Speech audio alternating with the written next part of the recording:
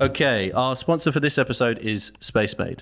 SpaceMade offer flexible workspaces throughout the UK, and they currently have the following London locations: Queen's Park, The Strand, Fitzrovia, Swiss Cottage and London Fields, as well as City Centre Leeds and City Centre Bristol. To find out more, do check out their website at www.spacemade.co. And finally, I would like to give a big thank you to the whole team there. I really am grateful for your support you've given us from day one, and it really won't be forgotten. If you are looking for a great space to work, guys, do check them out via the links in the description below. And for any direct inquiries, you can email them via info@spacemade.co. Thanks for listening and enjoy the show. We should only judge people basically by the social standards of the time that their action took place. So if something was completely okay in the 1970s to say, should we kind of like dig that up and sort of say, you're cancelled now because of it? Ladies first. That is a really hard topic to delve into. Where do you start with that? I guess if we're going to extremes, you could go back to like the Celtic era, right? And if someone, you know, how barbaric it was, like all those years ago, that was socially acceptable then. And that was how they ran society. Mm-hmm, mm-hmm. Do we have a right now to criticize them and judge them on that? It's just like, it comes down to morals, right? And morals are not necessarily, are they ingrained within us in like an evolutionary and genetic sense? Or is it something that we just develop as a society and through conversation and progression of, you know, where we've come as humanity? And the same can be said for even just, you know, in the 70s, even though it's not that long ago, how far we've actually come since that point in time. Can you judge people? I don't know. I think, yes, you can judge them because you can say what they said was extremely wrong or the actions that they took were despicable. But did they know any better? Well, you cancel them because of it, though. No, that's not fair. I think the problem I have with cancel culture when people pick up like a tweet that they sent in like 2010 or something, people change, and it is cancel culture kind of says to me that they're not allowing someone to grow and expand and you know and change how they feel and think and learn. It's saying you thought that 20 years ago, therefore you still think that, and so therefore you're not cancelled. That's all you are. Is there ever a situation where that would make sense though? Let's say for instance, someone is advocating for women's rights, and all of a sudden you dredge up tweets about them being kind of like super misogynistic before. But then we'd have to understand the context of it. Why were they misogynistic then? What's led them to change their thoughts and behaviours now? But it's kind of like... would you also not respect the fact that they've evolved that much? I hear what you're saying, and I think that that's a really good point. But it's kind of like, let's say that person, and this is just hypothetical. Let's say that person was head of a charity or in a position where it's kind of like, you know, it's actually a risk to this situation if you have at any point had these views that we didn't know about. But why would it be a risk? Potentially because kind of like it's difficult to assess whether somebody has really changed or whether somebody is kind of like... That's what I mean. It's all contextual at the end of the day, isn't it? Because that's what I'm saying. What is the circumstances that have led them to now hold this? You're right, but you can never really know, right? You can never really know what anyone says to you is true or genuine. You can't. You just have to trust them. But then it's kind of like if you are putting them in a position where they're making decisions on, let's just be consistent with the example, like a women's rights charity, it's kind of like, do you take that risk? And like, is that a situation where it's kind of like, it's not about, you know, you need to be cancelled and you're, we need to, you know, stop your bag and the economics and you can't make money, but it's just kind of like, maybe you can't do that here anymore because of this. Do you think that there's a case for that sort of situation ever? I don't personally think any, pretty much, barring like being an absolute fucking Nazi or intense racist, like you can't really cancel people. Like it's just because number one, I think it has so many negative connotations on a societal level, and it will just grow. It's not. There's no. We can see it in today's world when people talk about cancel culture. There is no reasonable, rational base minimum and it just keeps on growing because some people will naturally grab a hold of it and they'll use it for anything, and that's danger number one. And I think number two, it's just there is shit wherever you go in life. It's like, whatever happens, there'll be shit people, but as soon as you like desperately try and chuck them out of the way, it loses all the sense of what we talked about at the start, of what you talk about and what I talk about with the whole thing. If you're not, even if they're the most worst person in the world, like, or they've committed murder, or they've drug dealt for years, you can't approve it, but if you don't even have some sense of or conceptual understanding or probably more perception of who they are and why they got to that place, then it's just on a more universal level, for me, we're fucked. Which is why I feel we're on a precipice right now in general in the world, because I think we're so close to it. And I think the world allows people to be really one-track minded.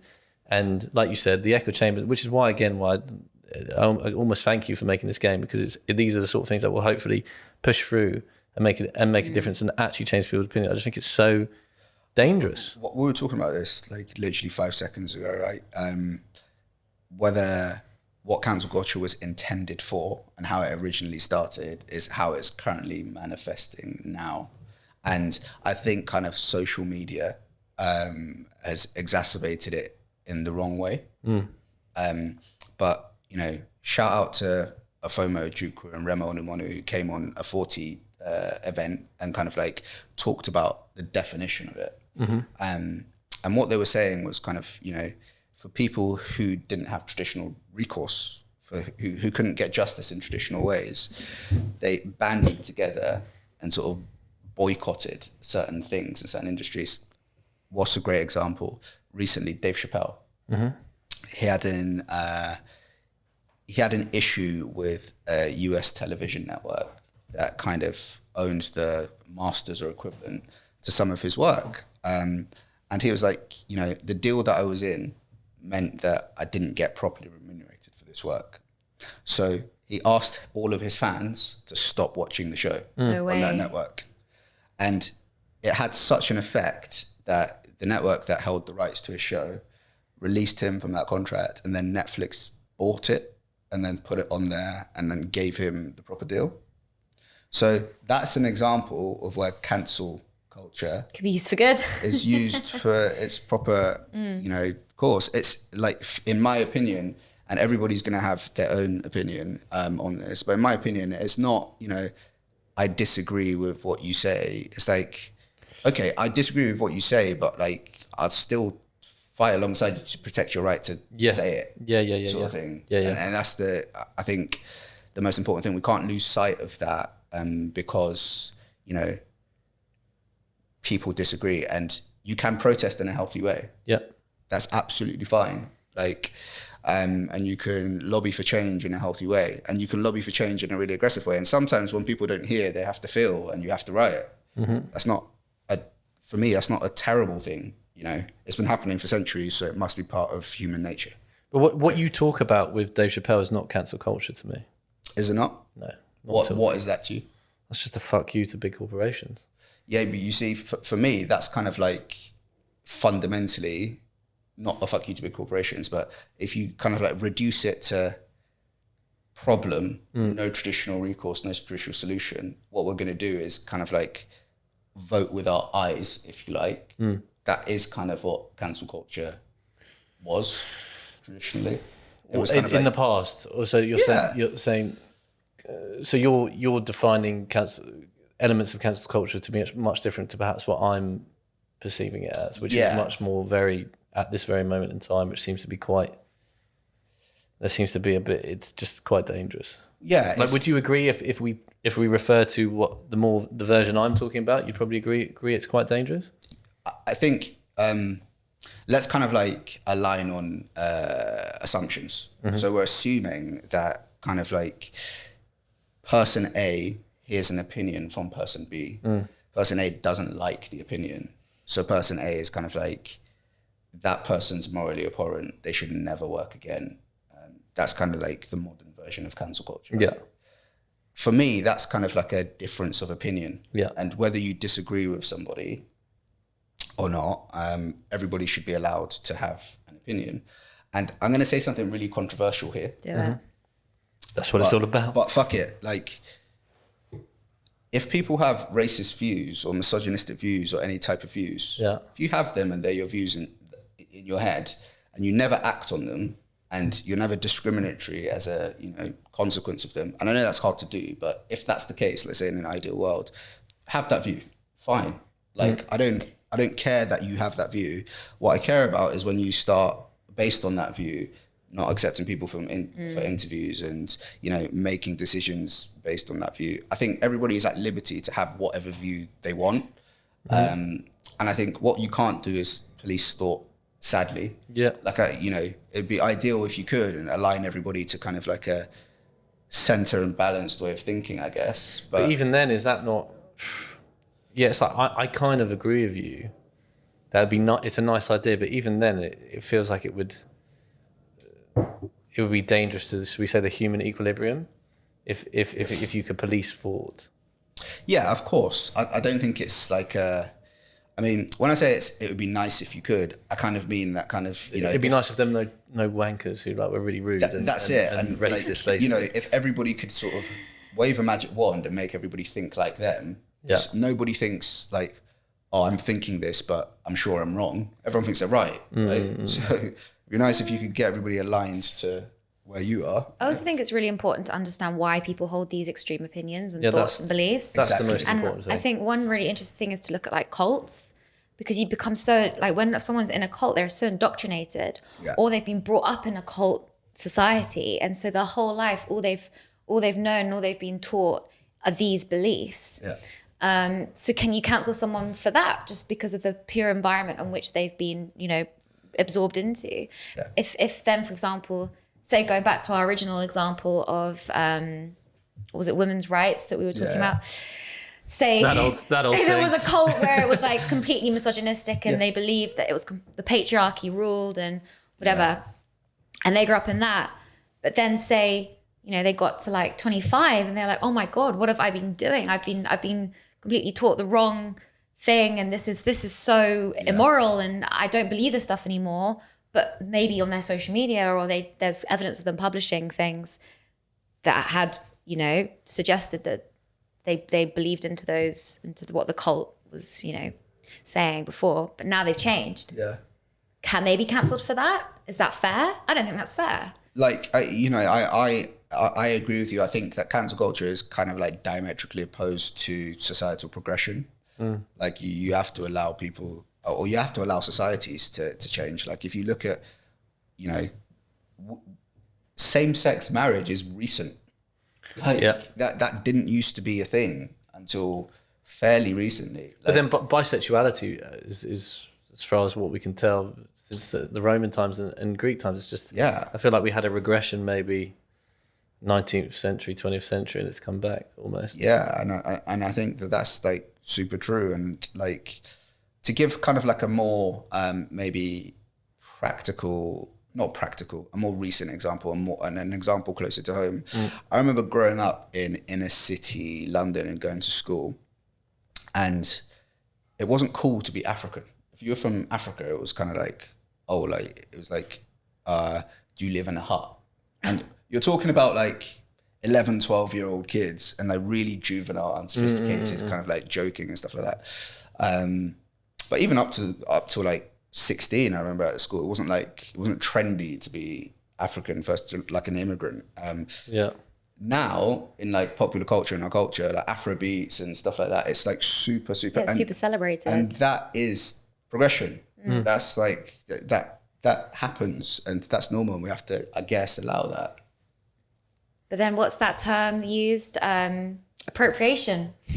That's now another thing that people get cancelled on. Yeah, cultural appropriation. Yeah. So even though it's, you know, you could argue that you're celebrating the culture now, but people are angry because, like you say, before it wasn't celebrated, and it was almost joked about, and it wasn't cool. It's interesting because there's a card that goes, cultural appropriation brings us closer together, discuss.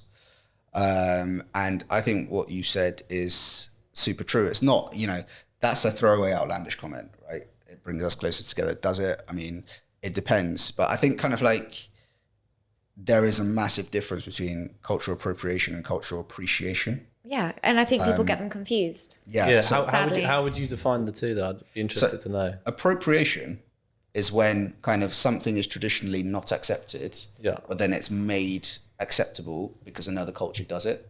Example, if I was working in a law firm and I wore my hair naturally and grew an afro, and they told me that my hair is not professional, but then one of my white colleagues had a massive perm and it was absolutely fine. And he was Caucasian, say. Yeah, that's appropriation. That's like looking at another style, using it, and it's okay now because you've done it. That's cultural appropriation. I agree with that. Like, cultural appropriation isn't you wore something that kind of, for me, this is how I define it. You wore something that kind of comes from another culture, because it's kind of like, okay, I really like that. I'm lending from that, and it's kind of like I'm celebrating that culture, as opposed to I am, or not even the individual, but society has made something acceptable because it's typically kind of like been used or accepted by the white community. And I think that's what gets people really mad, and that, is rightfully so. And that's what cultural appropriation is. Appreciation, I think, is something different. It's such a fine line, though, isn't it? Yeah, well, this is the problem. I was just trying to I'd really collate my thoughts on that as you were saying that. It's quite...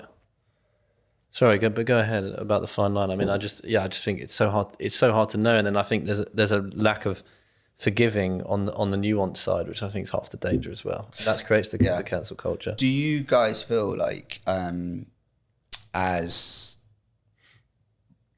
members of the white community, that it's like you're treading on eggshells? Yeah. Now with what's happened in the last year, yeah. Yeah. I feel. My Instagram personally, I stay away from anything political or anything that might stoke any fires, because I just simply don't want to get involved in those conversations online. And to have, because like I was saying earlier, things get taken out of context, or things, people manipulate, or people hear things how they want to hear it when really they don't fully. There's a preconception straight away if they're really emotionally attached to it, especially now, I think.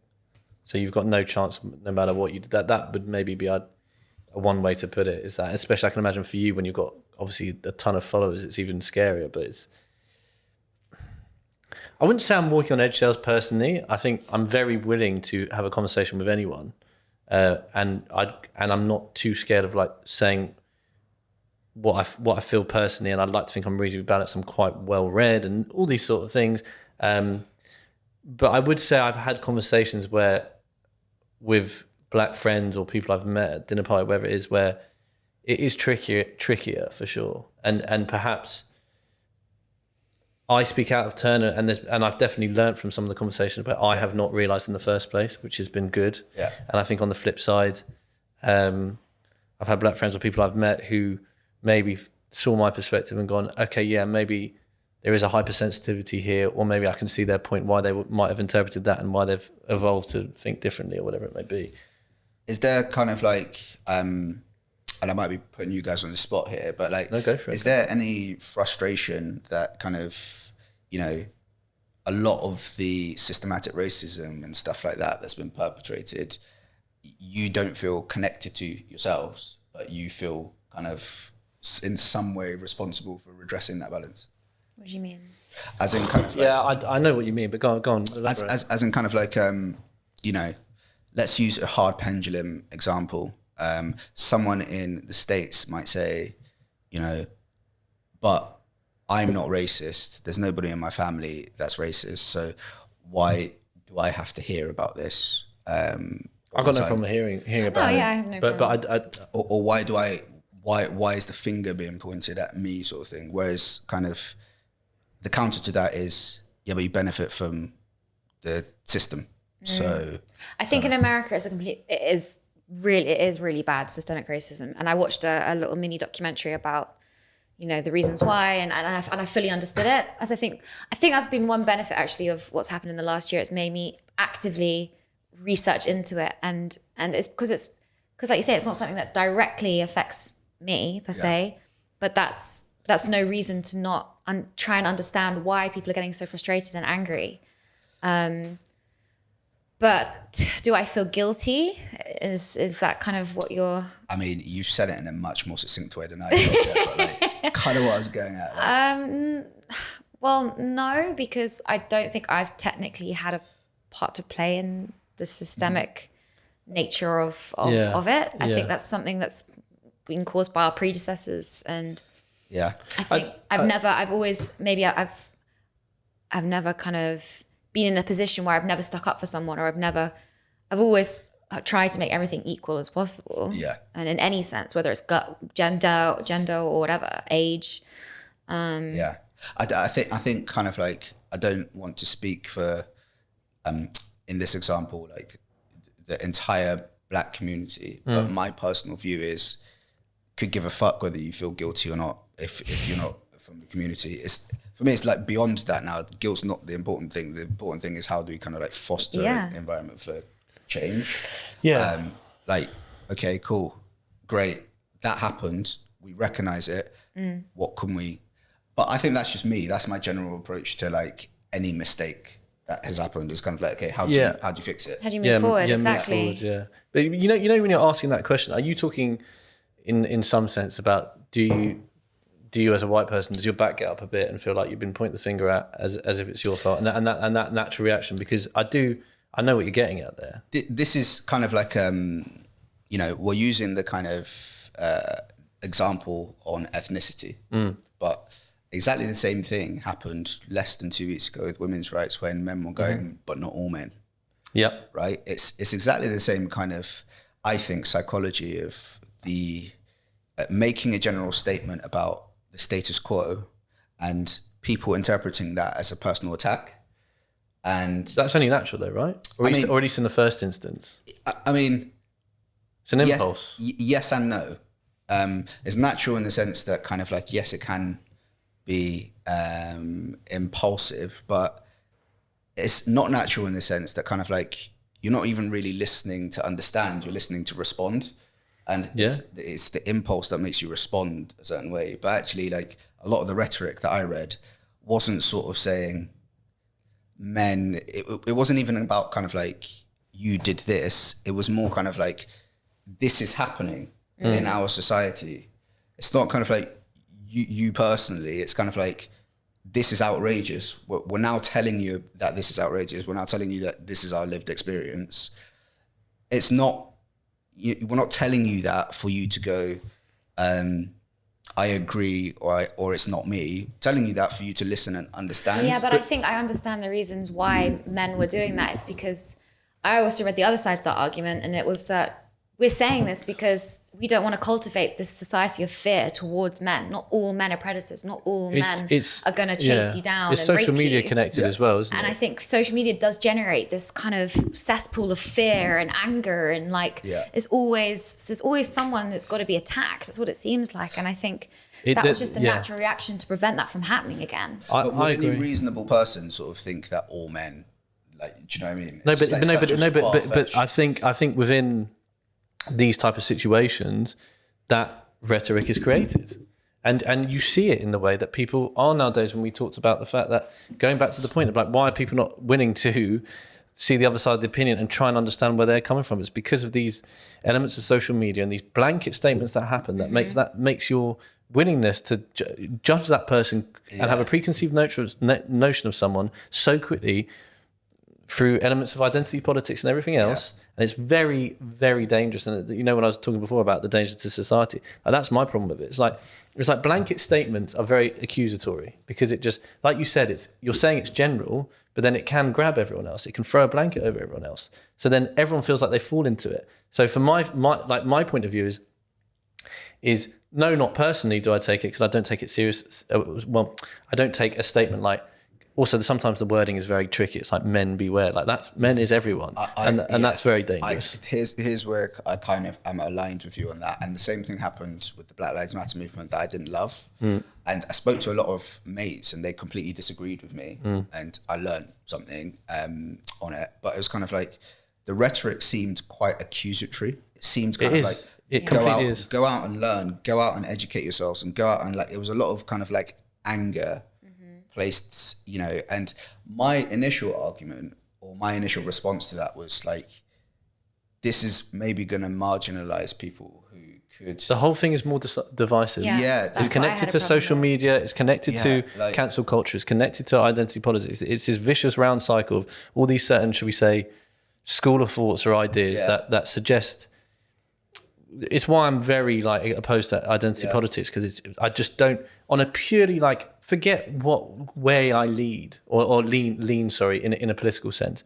It does not make sense for me to go ahead and say, hey, you're from here and I'm from here, as far as getting along in the future. Sorry to prod you like that. No, it's okay. It's So you see okay. what I mean? But it's like, like, hey, but you know, I meant that because it is like that. It's a real prod at someone. Yeah. And But then, that personally scares the shit out of me, because all it does.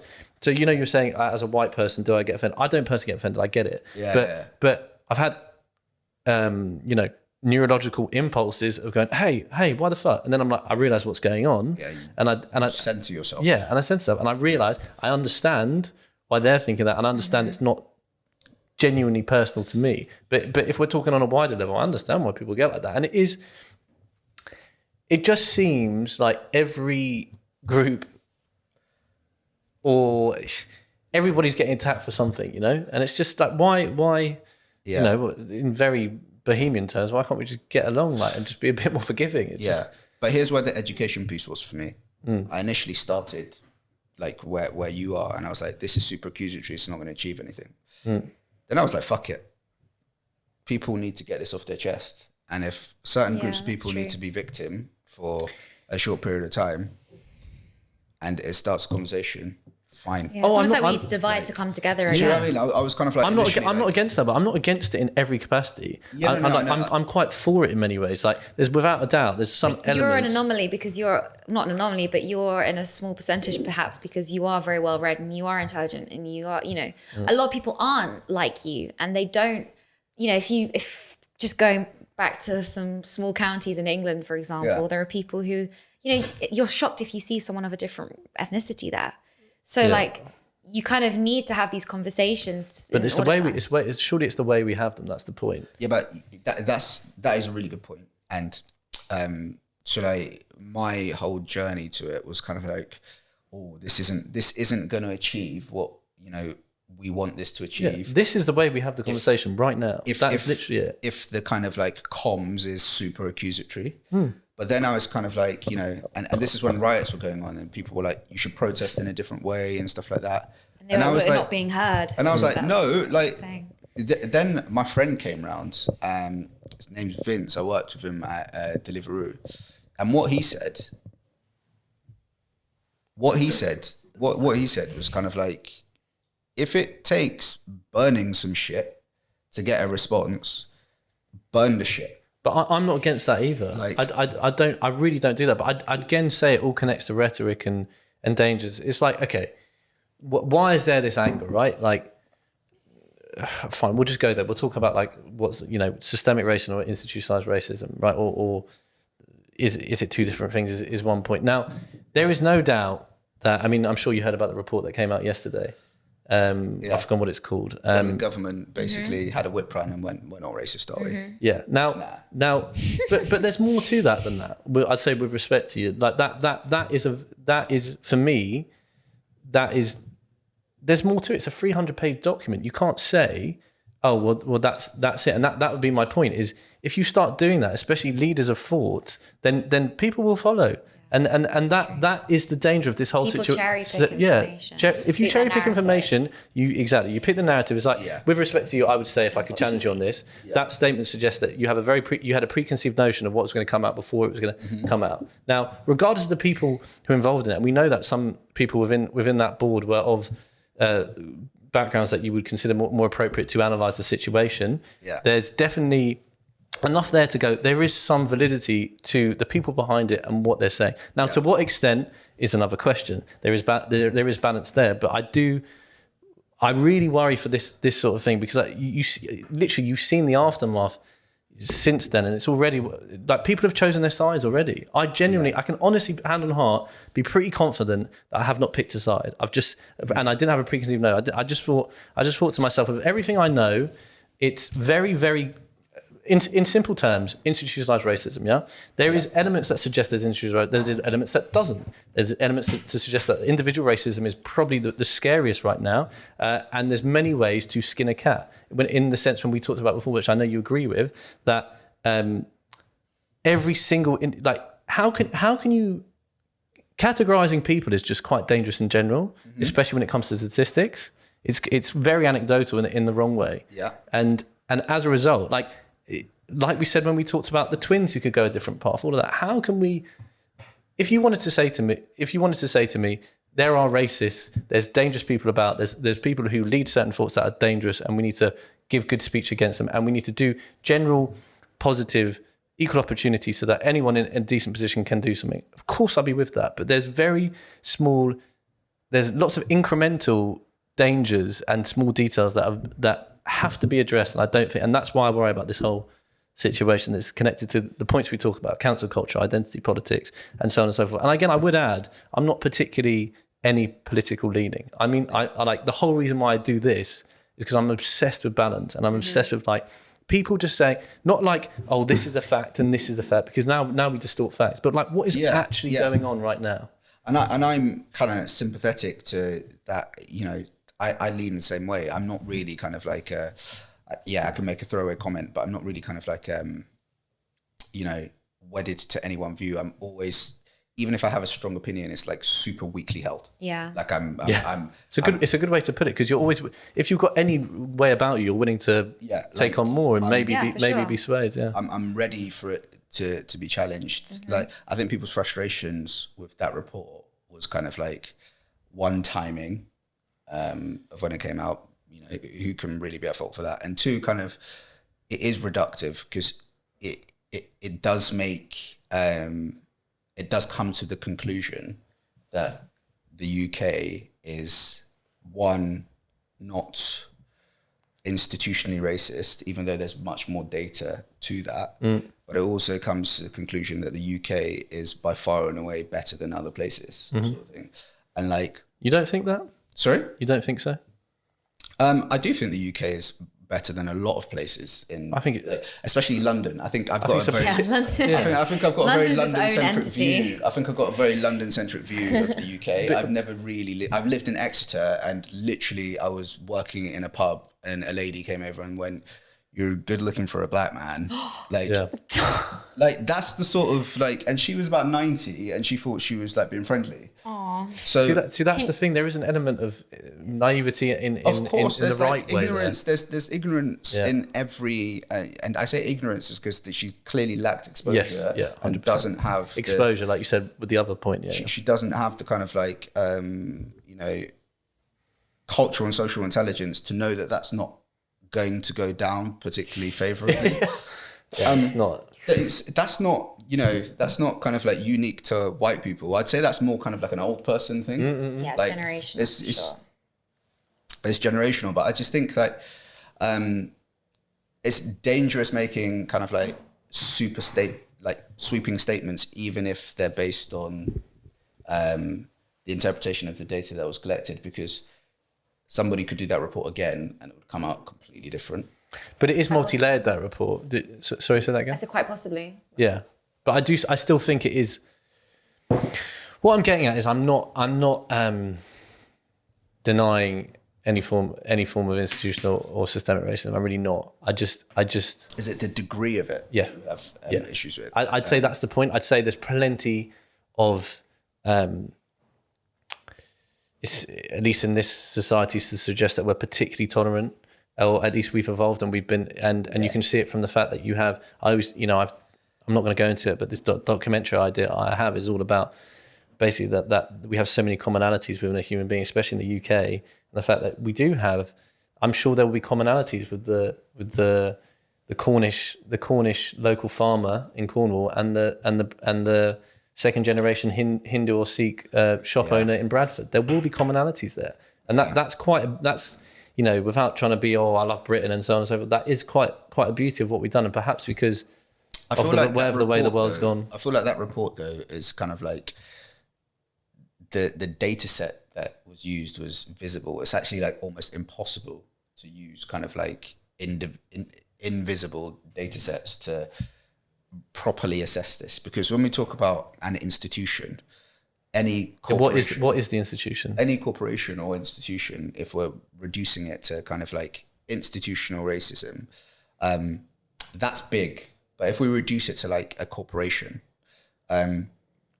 where people are particularly frustrated is that kind of, there are institutions like a school, for instance, where there are certain rules that apply for one group of people and they don't apply for other group of people. Are you talking on a more like an appearance basis, or? That's an example. Yeah. That's one kind of like, example of that, where it's like, okay, you can't wear your hair like this and you can't wear your hair like that. And if you looked at the data on that and you sort of said, what does that rule say? The rule might say something like, you can't have messy hair or something like that. The interpretation of that rule would be kind of like, you've got an afro and this is like naturally growing out of your head, and it unfairly disadvantages a group of people. That's the level of invisible data that hasn't been collected whilst this report has been generated. And that's, I think, where a lot of people's frustration comes from, because what people aren't saying is that the UK is like 1740s United States.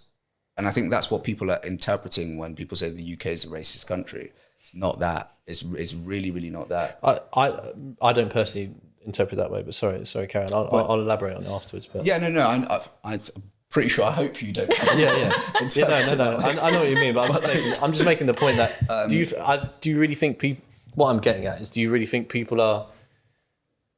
I think people view keeping the bar that low. I think people view racism as super binary, like what you are or you're not. You're this country's racist or it's not, and then kind of like optically, it's like there's a melting pot in London, and in other parts of the country there are other communities and stuff. And it's like, how can we be racist when I've never said anything racist, and when we live in these communities?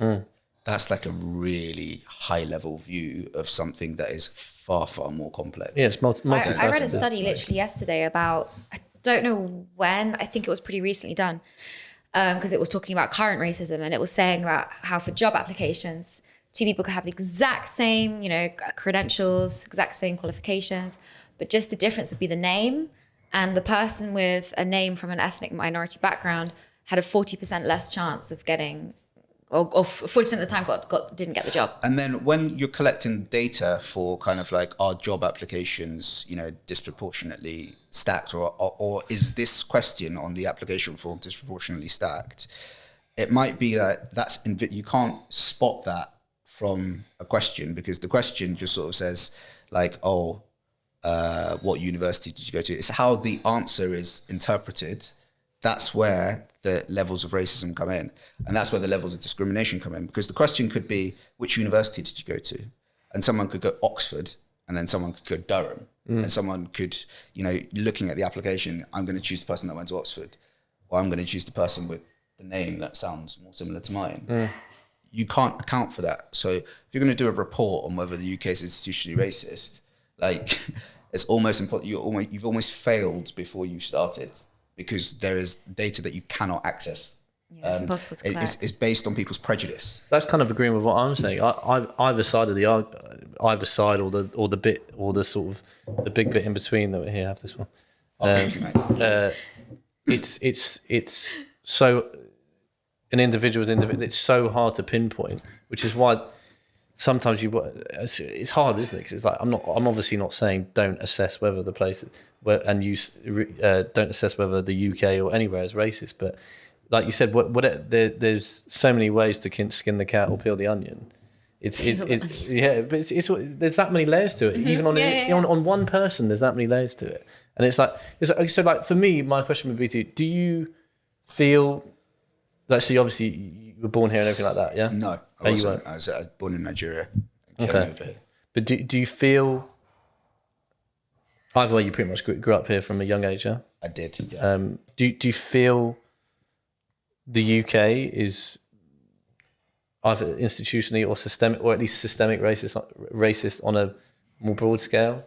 Yeah. Systemically, sorry. Yeah, I like fervently believe that. Yeah. And that, you know, But a lot, or more like, what you were saying with, or you're saying, well, what I was saying is, to what extent is the big question? yeah, I don't think it's kind of like on a binary level. Like, I don't think it's kind of like a UK super racist. Binary is the wrong word. Like on a pendulum. I don't think it's like it's super racist or it's absolutely not racist. Are you counting London in this? Sorry? Are you counting London within this? Yeah. Yeah. Because I think optically, you know, if you were to look at London and you look at kind of like what you can do as a minority in London and what you can do as a minority in the UK, you could sort of say, no, it's not racist. The opportunities exist. It's not like people are precluded from having certain opportunities or making certain job applications because of their ethnicity. It's more kind of like when they do, how is that application interpreted?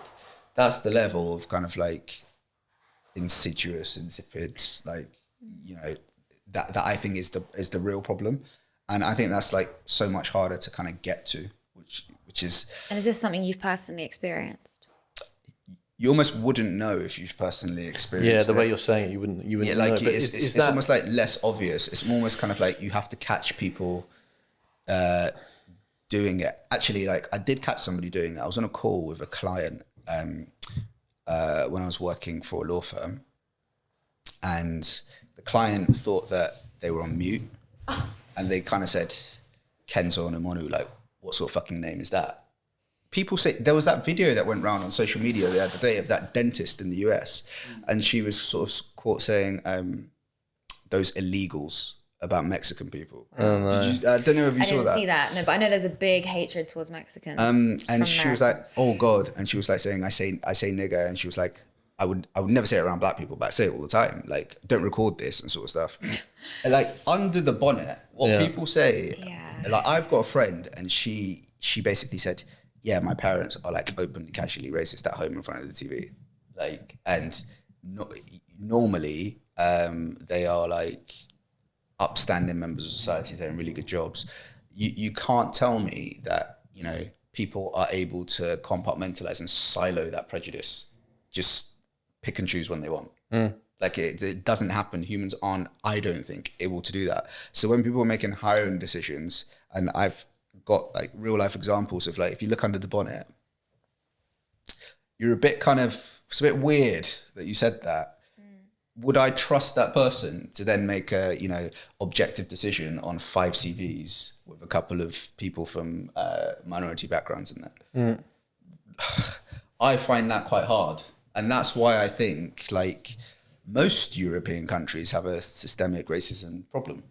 Like, but could be the same? Like, say for example, if I went to Nigeria, would they not be racist against me? Yeah, you always wonder that. Is the It's more a bias human nature thing. I think it's like you always, it's collective to people who are like you. I'm sure you've come across It's like a that tribal thing from when. Yeah, it's as much as you might hire. I would just take that point a bit further and say, as much as you might hire someone from a different cultural background but lives in the same area and gone up with the same struggles with you, and you align with them more. Yeah, no, I take that point, and I've often wondered kind of like, you know, if it was the other way around, let's say, you know, you were trying to get a job in Nigeria or something like that, would you face the same sort of negative prejudice? And the reason why I don't all the way agree with this is because, you know, I don't think anybody can reasonably deny that for centuries it's been perpetrated, especially in the media, that kind of like almost like white is better. And because of that, I don't think it would be the same if it was reversed. It's just not as simple as just saying kind of like people just pick people who look like them. It might be. I think people pick with who they associate with. Yeah. Well, it's rapport, right? Like if I interviewed you tomorrow for a job, I'd be pretty confident that we'd have a good rapport and we'd chat for more than just the job interview. But you might not be the best qualified. But people talk all the time about how, and again, I'm not saying I disagree with your belief in every word I'm saying. I'm just sort of making the point. Well, that's kind of like people hire more about the people now than the actual CV. So then, does that become? Like to what extent do we go with it? But, you know. But that's kind of what I'm kind of talking about is a subconscious safe bet mentality. and like you could see 5 CVs, and I don't think it kind of matters where you're from in the world. But if it's kind of like a white sounding name, you might subconsciously think they'll be better at doing their job, even if you're in Nigeria, just because you've been like everything you've seen on TV sort of shows you that doctors, they're white, like, people in law enforcement positions, like judges and stuff like that, they're white. So if you're going to get, if you're hiring for a job, subconsciously, you're what was that test that they did with children? It was kind of like, here are a couple of dollies, pick the pretty one. And they always picked the white one. Well, that's media rhetoric. But that's shit strong. Yeah. That shit's strong. And that you see it every day, all the time, and in social media, it connects with all what we're And because about. you see it every day and everywhere, I don't think it would be exactly the same if the situation was reversed. I think there's kind of like a subconscious white is right. Well, you think so much so that maybe even a black employer might go for it. 100%. Yeah, that's interesting. I don't think, and you're right when you say it's not it's not even necessarily culture. It's not an ethnicity thing. Yeah, it's not an ethnicity It's kind of thing, like a human conditioning thing. Yeah. And I think it's on that level that there's been a problem. That whole, transatlantic slave trade and stuff like that, that whole rhetoric that, black people are less than human, that it might not be that it's manifested practically or that we can see how it's manifested now. Yeah. But that still lives in some respects. To what extent, though, I would ask, because I think maybe this is naive, and I'm really saying this more posing the question. Maybe because I just don't believe it myself, but I can't seriously think that many people truly nowadays, when it's such a prevalent conversation and there's so much, in many ways, the right way, even if it is, some white people find the it overzealous and like it's accusatory. It doesn't matter. It's so prevalent. It's making people notice. Do you still really think that many people, I'm talking like beyond a 5-10% bracket, truly see other races, whether it is black or Asian, whatever it is, as a lesser person? Well, I'll answer your question in 2 parts. The first bit is, even if it was one person, like it's an issue. The second example that I'll give you is, Sam, you'll resonate with this. Like, if you take football, especially kind of youth football or rugby or any sport really. I remember my cousin being like, we went to Eton to play a rugby match and they were at Christ Hospital or something like that. And they had like 7 black people on their team. Mm-hmm. And the Eton coach said to the Christ Hospital coach, fucking hell, how many wingers have you brought? Sort of thing. Because black people are traditionally fast and stuff like that. And it might be that, you're playing football and it's like, this happened to me 2 years ago, where it was like, I'm a central midfielder. Like, I'm not particularly fast, particularly strong, but like, I've got a good brain. Mm-hmm. The coach was like, yeah, but you're a tricky winger, aren't you? And I was like, no, I'm not. It's because there's an automatic kind of like preconception that like my best attribute is not going to be my brain. Yeah. And that's the sort of level where it's like, it might not seem like it's a huge amount of people. It's not obvious. Yeah. But this sort of shit massively still exists. Is it institutional or is it very media based? Because to me that's almost different things. And I'd be the first person to say, again, another reason why I'm doing this is because I hate the brainwashed level of media that is put in front of people. And I think it's, again, hugely divisive. It's half the problem we have. Again, like I've told you, I am obsessed with the balance needed. And one of the things we talked about is some stuff where we will potentially not go political, but we'll try and convey ideas and relate topics and even incidences within the world in the best way we can that's truly unbrainwashed and as agnostic, shall we say, as possible. Yeah. So that's the first point. And then the second point I would ask is, well, what's your solution? Do you have a solution in your head? Kind of like, to answer the second part first, I think that looking for an immediate solution isn't going to work. Like, it took years to get here. Yeah. Like, years to... It wasn't just that, the transatlantic slave trade happened and then there was an international, recognition that black people are lesser. It didn't happen overnight. Like, it was, and I guess kind of like leaning into your first question, it's symbiotic. The media influences what people think. Like if you look at, you know, newspapers that were going around the time, and if you look at what newspapers are writing now about Raheem Sterling, about, you know, it paints a picture that there is an issue there. So I think it's indivisible, you know, people's, whether it's systematic or whether it's kind of like media led, because the media influences the system. Like, I think it's awareness, and I think it is talking about these issues and trying to actively understand.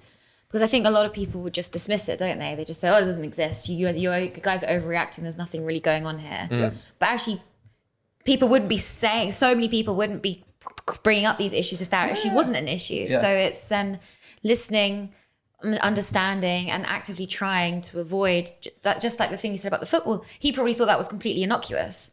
You know, saying, "Oh, you got lots of wingers." You probably just thought it was a passing joke, but actually, when you're constantly kind of bracketed as that kind of person, constantly when you're not, it's really tiring. It's hard to kind of like perform outside that. Yeah. Right. It's hard to like. I kind of found this with playing football before, that I was kind of like there were certain expectations of me, and if I didn't meet them, it's like you're judging me to a standard that you expect me to be, or what I'm actually showing or presenting you. And I think it's not just in the kind of ethnicity conversation, it's also in the kind of gender conversation as well, exactly. like hugely. And I don't really like to sort of place blame on any one group. I think that's just it's pointless. We're kind of beyond whose fault it is. It's kind of like to answer your question about what's the solution. I think kind of like a long-term solution is do things like this, educate your children, and make sure that the next generation kind of like, I think the internet is going to massively help that, by the way. You know, Well, there's two sides to it, isn't you're there? exposed to much more cultures though. Yeah. Like you know, you could, Because there are positives there on that point, like you said. But I do worry. Then there's this whole deep animosity and anger that, and I'm not saying it's not allowed. I just think, or it's not unwarranted. Anger's short-lived though. Yeah, like, well, people don't riot for I 100 days in a row. This is what I hope. Yeah, Like, you're right, but this is what I hope. I think that, I mean, that's the worry, I think, for some people, don't you think? Yeah, but that doesn't happen. That tradition, like, there's data to support that. That doesn't happen forever. Like, and that's why I'm like far more tolerating of people protesting that way, in really extreme ways, because I think like it gets to the point where that needs to happen for people to like, you know, Listen and take action. to listen, to take action. But after the dust has settled, there always seems to be kind of like a willingness to have a conversation. I think that's, you know, it just tends to naturally go that way. And because of that, I think there's an opportunity there to sort of think, right, what can we actually do every time something like this flares up to make meaningful and lasting changes? And I think, you know, everybody now has a responsibility to raise the next generation in a way that just gives them a toolkit to be aware of certain things. It doesn't, I don't think, have to be prescriptive. You can't think this or you can't think that, but just kind of like how well equipped are you to catch a prejudice? Because even if you're 5% more equipped to catch a prejudice, like that's surely better, right? Catch your own prejudice primarily, yeah. Yeah. I wanted to. There's an interesting statement that I don't know if I struggled to understand it. Or I wanted to know what you guys think, but there seems to be connected to this sort of cancel work culture of. So some people say I'm colorblind, right? They say, and I want to be colorblind. Like, surely that is the greatest intention. But some people within certain sectors of BLM and the black community in general, should we say mouthpieces for the black community, are really against that. I don't personally get that. Like, have you heard about this? Yeah, saying I don't see color. I see everyone as the same. Do you naturally feel the same? I personally don't have any not conscious prejudice, at least, against any ethnicity. I think we're all humans. We're all equal. You know, if you're the queen or if you're the cleaner, you know, everyone's the same. Yeah, really. she needs to give back the jewels though. I've literally never seen a fucking diamond mine in the UK. Yeah, true. So good point. Very good point. But I think that possibly the anger from that statement comes from not acknowledging their ethnicity and their country of origin, perhaps. You know, and not. I don't know. But then again, on the flip side, I literally watched an Instagram story the other day from a black girl who's American, and she did a Q&A, and someone said, "You're beautiful," because she was stunning. And someone wrote, "You're beautiful. What is your ethnicity?" She goes, "I'm American, and that's all you need to know." Yeah. And it's like, okay. It was just asking, you know, obviously your ethnicity originally is not Caucasian. So that was the question. How is that offensive? Well, I think it's offensive because of kind of like the second part of your statement. It's like your ethnicity is not Caucasian. And it's kind of like... But why is that offensive? There's almost kind of but surely that's more an unknown... Sorry to cut you off. I'm not defending. I think it's whether it sounds right or not. The point is, it's just they're not aware of what it is. Therefore, they're curious, as opposed to you're not Caucasian, therefore it's not right. That's two different things. I hear what you're saying, but sometimes intention and interpretation, there's like a huge delta between them. So, like, you know, it might be that because you phrase that question that way, like your ethnicity is not Caucasian, and I know that's a fact, and there's nothing wrong with that fact. There's nothing wrong with you phrasing it like that, but it may be interpreted. But they didn't say that. They just asked what her ethnicity was. I know, but like asking someone who is not Caucasian their ethnicity, and this kind of like happens to a lot of people, and I've had this conversation before. The reason why that's in some respects triggering is because it's kind of like, even though it's well-intentioned, and what you're really talking about is beauty, it's, for some people, reductive. And it's kind of like, why are you only seeing my ethnicity? Why do I always have to have conversations about where I'm from or what my skin tone is and stuff like that? So it may not have been that specific question. It might have been that was the 99th time she'd heard that day. Maybe, and then she had an outburst. But like, it can be super reductive, where it's kind of like, you know, I've had people sort of say, people ask me about my mix all the time and stuff like that, and it's kind of like, okay, I can use rudimentary tools as well. Like, don't worry about it. Yeah, it's sad. I think that's the reaction though. I was really sad when I watched her reaction, because I was like, wow, like obviously that person was just. I get what you're saying. It's like, curious. You can't even say shit anymore. Well, yeah, that's what I mean when I said I felt like I was walking in eggshells now. In people's culture, like I always wonder with that. Yeah, like some people go, "Where are you from?" When I say I'm very British. Yeah, people ask me where I'm from all the time. Like, are you Russian? Like there is. It's how often, isn't it? Well, it's how often and it's in what context, because it's kind of like if you're in Scotland and everyone's in Scotland and everyone's white, and you're saying and you're asking that to be kind of like, are you Glaswegian or are you from Edinburgh? It's a different proposition to if you're the only black person or you're the only Asian person and you're being asked. I can imagine, because they're going to get that question way more than you are. But it's like quite triggering. Again, I'm not saying this is my sole opinion. It's more element of devil's advocate. I want to hear more. But like, so like we said, if a white person tried to get employed in Nigeria, like same concept. If a white person went to a certain culture, that like everybody would go, "Where are you from?" Like literally everybody would. There's no doubt about it. It'd be. It probably even more so, because it'd be so alien. Whereas here, like a black person in Asia. There's more of them. Yeah. That's another great example. But what you're kind of talking about is kind of like a one in many situation. Like where people I think get frustrated is kind of like you're on the internet or you're in a melting pot like London, and every 5 minutes you'll be asked like, "Oh, where are you from? What's your ethnicity?" Yeah, and it's kind of like, it doesn't make sense. I don't stand out here. Why do you care about where I'm from so much? I think because it's just out of curiosity and just, you know, people are interested. It's like saying, where did you grow up? Like, did you grow up in London or did you grow up in Cambridge or did you? It's like one of those kind of questions. But I understand if it's. I hear that, but it's kind of like then the frustration is like, you won't be asked that as much as someone else. But surely, if we agree that there is a mesh of or a multitude of different people in different cultures, then surely that flattens the situation and the point of asking that. Any individual person, whoever it is a much more genuine question, and this is why when I say about rhetoric and elements of shall we say woke identity politics, I don't have a particular. I'm not very adverse to it, but it does concern me.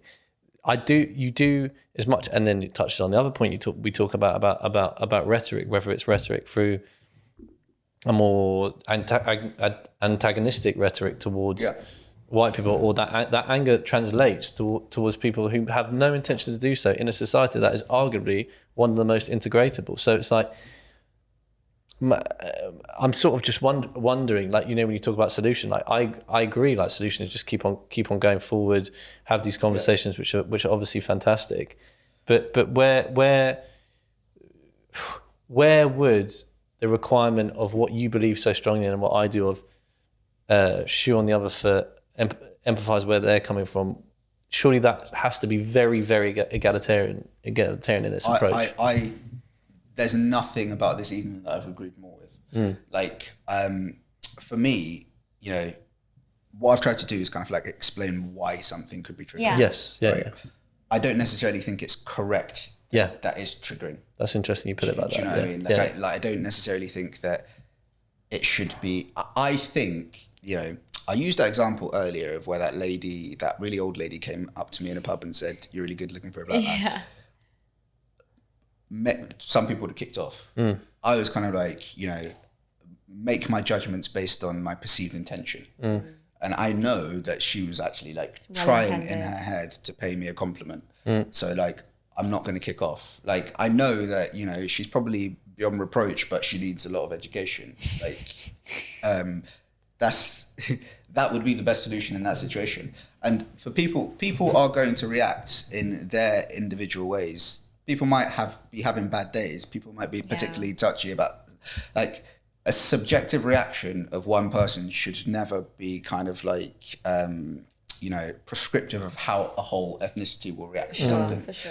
And I think, like, if that person should never be put off asking that question again, because that's not really the point. It's more kind of like, Also understanding culture is the key to it, right? Yeah, like, some people will know that, what you're trying to do is understand where they're from, and you're well intentioned.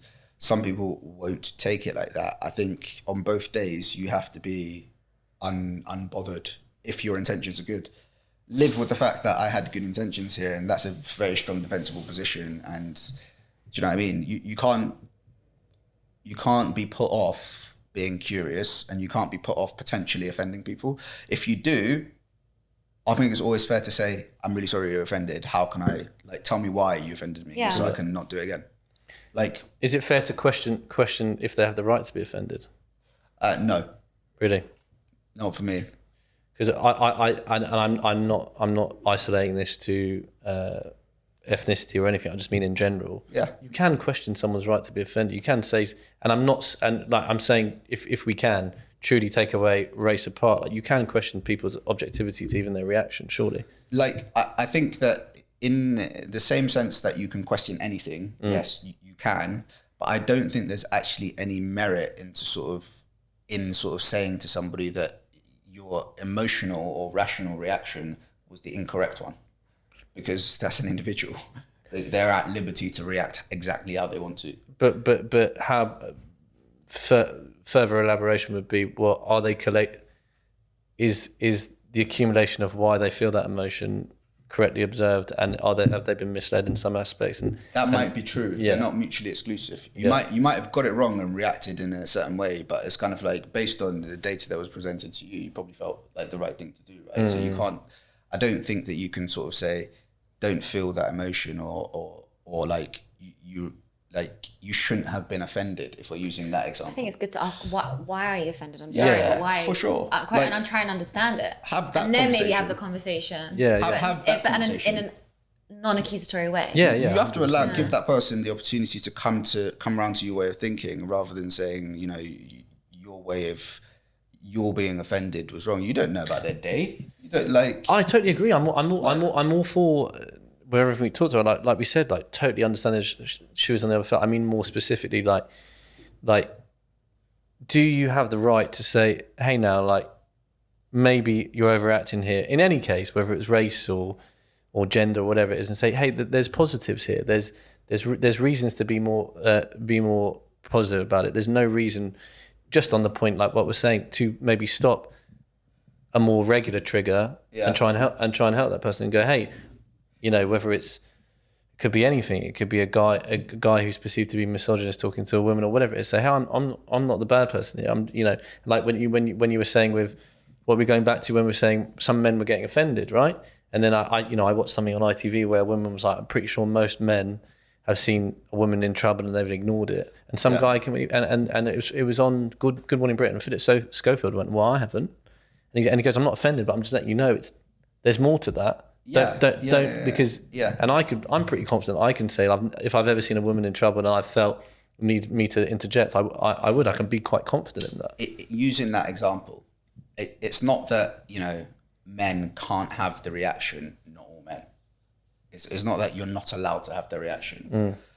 It's that people have people are going to react to your reaction. It's all about kind of like freedom for me and liberty. It's not about kind of like you can't be offended by this or you can't be offended by that. Kind of like if we live in a society where you're allowed to where you have freedom of speech, people also have to someone's going to get offended. Freedom of reaction. Yeah, you can't have freedom of speech with like repressed reaction. I think it's important to expand on on your reaction so other people I understand think why that's it's what I'm getting at, triggering or why it's, you know, inflammatory. Yeah. So because otherwise it just inflames the other person because they think you're overreacting or when they just is a pure miscommunication or lack of, you know, empathy. Yeah, I'd never. I agree with Alex. I'd never express it as, "Hey, you're overreacting." Yeah. You know, like you fucking idiot. But I would be like, "Can we rein it in here?" I think there's more to be. That's absolutely. There's more to observe here. There's more to be optimistic about. I think that's completely fair. And like, you know, in practice, if you're having a heated debate, it's probably quite difficult to do. But all you're doing is presenting an alternative view. You're complete. In fact, that's like the kindest thing to do. If you genuinely think, you know, somebody is wrong, they're allowed to be wrong, but you're also allowed to suggest an alternative view. Yeah. And like, you know, who dies in that situation? Yeah, well, that's right? Well, I agree. I just think that the point is now it's just rounding up those points is again why I love this and like why I want to do these conversations is because people lose their capacity to take on another point of view, and if people can watch this and relate it back and go, wow, look how productive was that over hours, but that's what it's all about for me. Yeah, and literally that's part of the reason why I created this product, because it's kind of like we haven't all agreed on every point tonight. Yeah. At all. I've at no point been like, I would never see these people again. Like, do you know what I mean? Like it's like the issues are deep, don't get me wrong, but the fact that you approach them differently is a culmination of your experiences today and where you've come up and like stuff like that. And like what is life if that discourse can't happen? I agree. And I think this is what the education's all about. Yeah, cool. Okay, so Kenzo, firstly, thank you for a great conversation. It was really, really fantastic. Pleasure. And hopefully we'll do it again and we'll talk about a few other things we can get on. Sure. We do a few quick fires and they sometimes go longer than a few minutes. But firstly, what is your favourite movie? Or Inglourious Bastards. Any particular reason? Christoph Waltz. Okay, yeah, he's fantastic. Yeah. Favourite book? That is a tough one. You can do a top three if you think there's stuff that you would like. It's good for people to hear. This is really boring. No, but Terry Leahy, the old CEO of Tesco, yes, did but I can't remember what it was called, but he kind of explained how they kind of came to invent the club cards and all of the data and stuff that went into that, and like how they kind of were creating different Tesco's for different areas. Basically, it was like a different experience going into one in Bermondsey to Elephant and Castle and stuff like that. And that was when I was kind of making inroads into an interest in business early. I was probably like 21 when I read that. And yeah, I probably wouldn't read it again, but it was like, yeah, really good. So reminder of the book, the title and author? Terry Leahy. Okay. I think he's old CEO of Tesco. And I cannot remember the title of the book, which is good considering it's your favourite. Yeah. I'll take it as it's really good. What is your best quality? I think,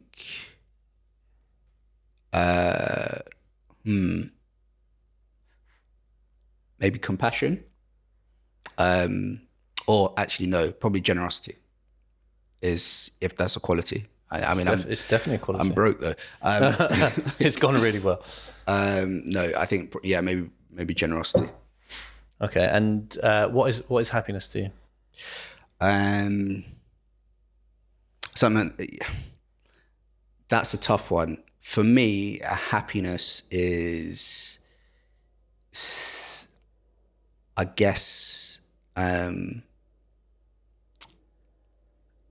being able to amplify other people's happiness.